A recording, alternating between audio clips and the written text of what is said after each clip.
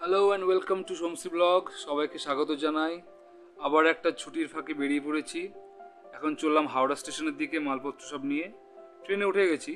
ট্রেনটা একটু পরেই ছাড়বে। বলিনি, এটা হচ্ছে সরাইঘাট এক্সপ্রেস। হাওড়া স্টেশন থেকে ছাড়ে বিকেল 4:05 নাগাদ এবং যায় গুয়াহাটিতে।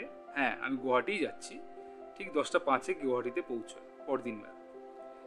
তো ট্রেনটা ছেড়ে দিল ঠিক টাইমেই এবং আমরাও সবাইকে টাটা বাই বাই জানিয়ে এগিয়ে গেলাম।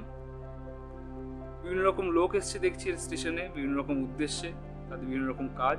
তাদেরকে সবাইকে বাই বাই করে আমরা নিজেদের গন্তব্যস্থলে এগিয়ে গেলাম।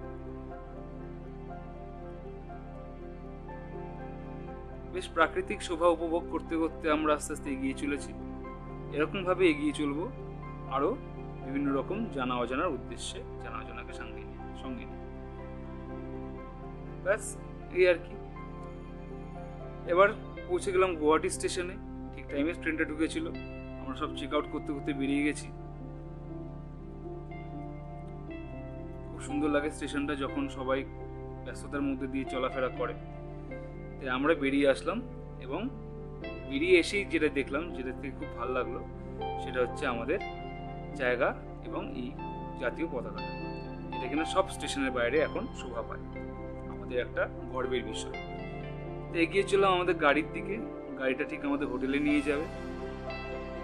সেলফি তুলে নিলাম জাতীয় পতাকার সাথে এবং এগিয়ে চললাম আমাদের গাড়িতে। পরবর্তী প্রোগ্রামটা কি হবে সেটা পরবর্তী ব্লগেই দেখাবো। ততক্ষণ অপেক্ষা করুন। টাটা।